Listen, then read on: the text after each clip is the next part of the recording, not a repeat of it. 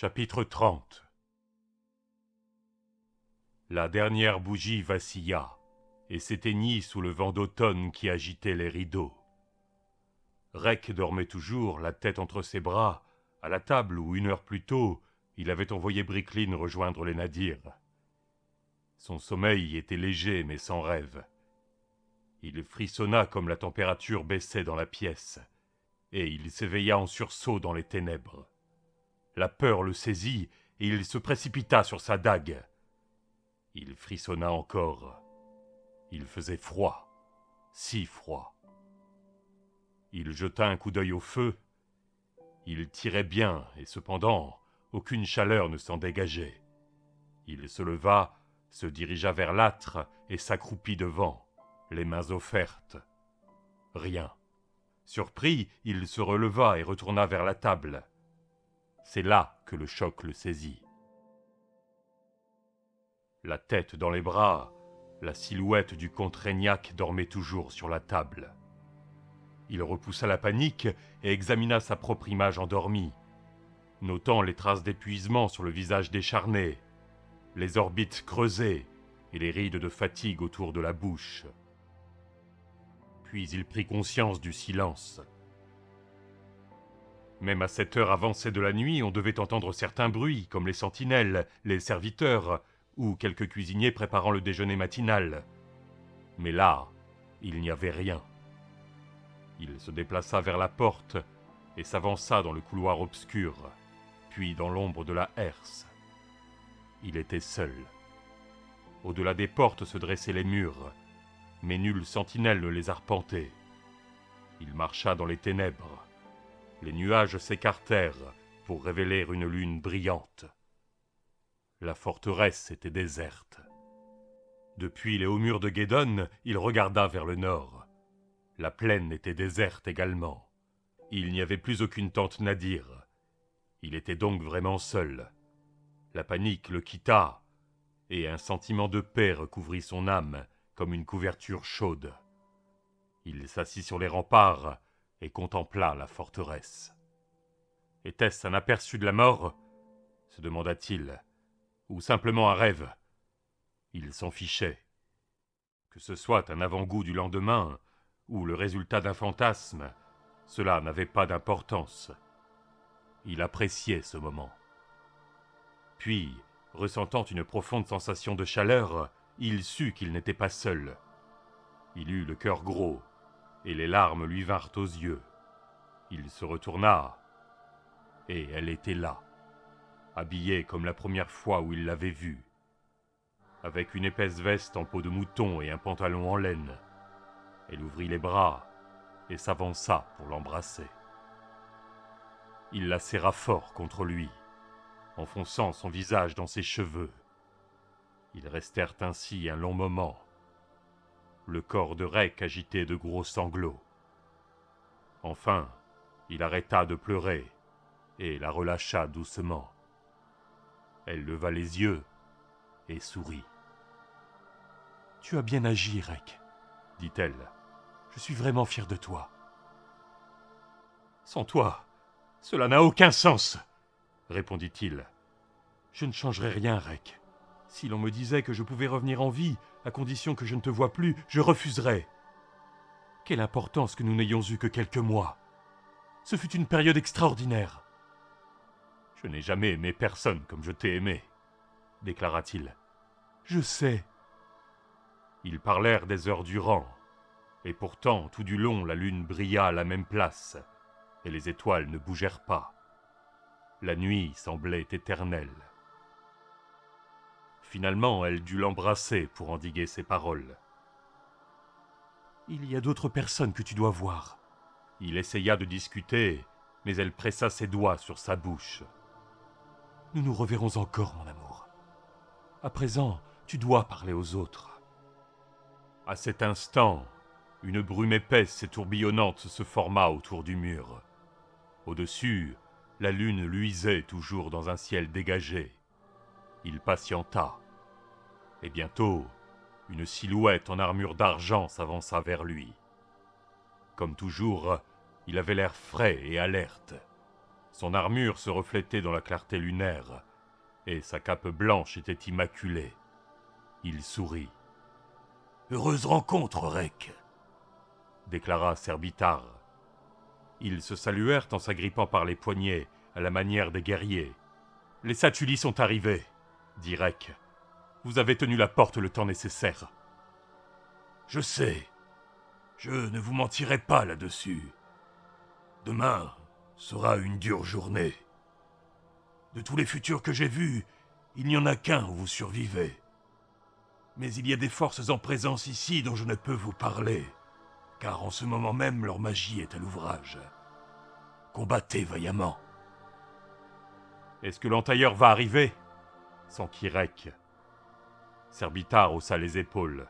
« Pas demain. »« Est-ce que nous allons perdre ?»« C'est probable. Mais si ce n'est pas le cas, je veux que vous fassiez quelque chose pour moi. »« Tout ce que vous voudrez, » répondit Rek. « Retournez une dernière fois dans la salle des gueules. Un dernier présent vous y attend.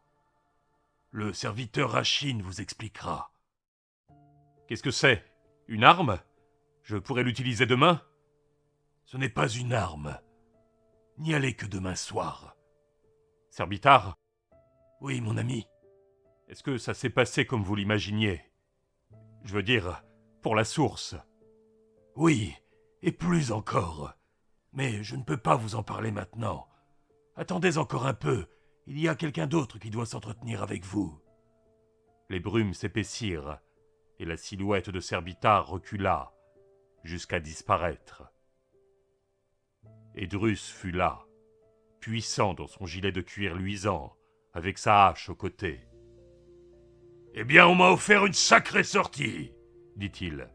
« Comment vas-tu, mon garçon?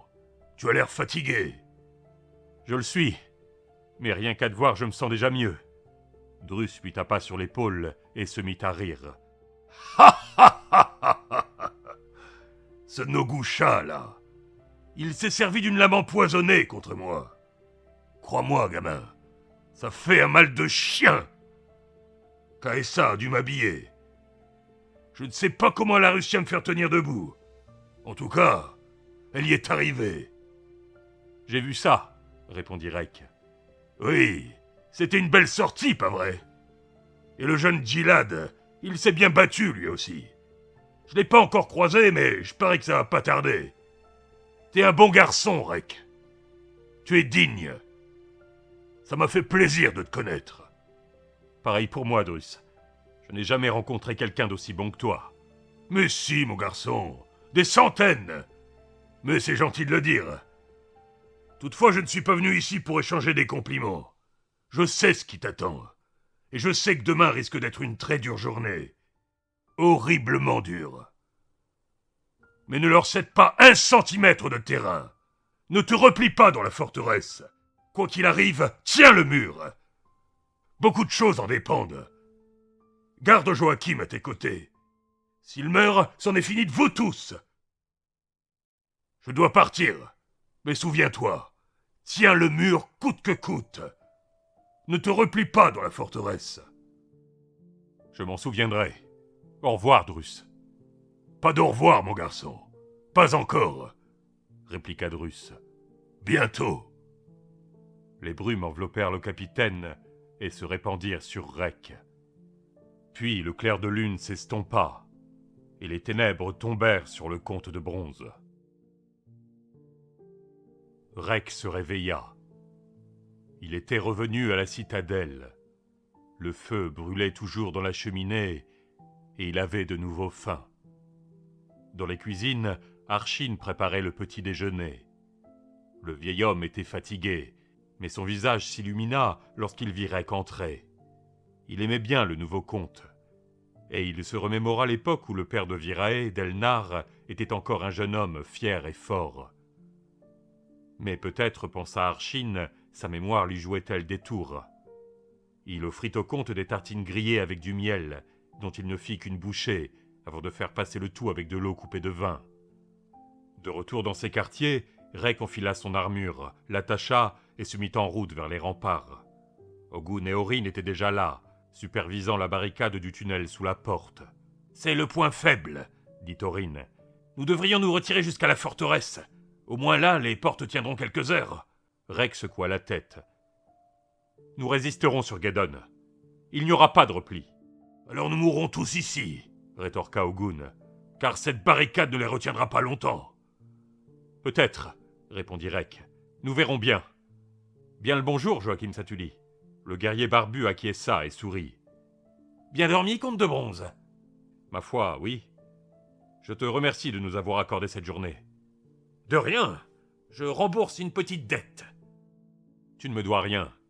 Mais je vais te dire quelque chose. Si jamais nous survivons aujourd'hui, il n'y aura plus jamais de guerre entre nos deux peuples. La passe de Delnoch m'appartient de droit. Et pourtant, tu la disputes au Draenei. En conséquence, devant témoins, je te la donne. Je l'ai écrit sur un parchemin portant mon sceau qui se trouve dans la forteresse. Quand tu partiras ce soir, je te la remettrai. Une copie sera envoyée à Abalain à Drenan. Je sais que ce geste n'aura pas beaucoup d'importance si les nadirs gagnent, mais c'est tout ce que je peux faire. Joachim salua. Le geste en lui-même est suffisant. Comme les tambours nadirs résonnaient, ils cessèrent de parler, et tous les guerriers de Drosdelnoch se dispersèrent le long du mur pour accueillir les assaillants. Rek baissa la visière de son aume et dégaina l'épée d'Aegle. En dessous de lui, sur la barricade du tunnel, se tenaient Thorin et une centaine de guerriers.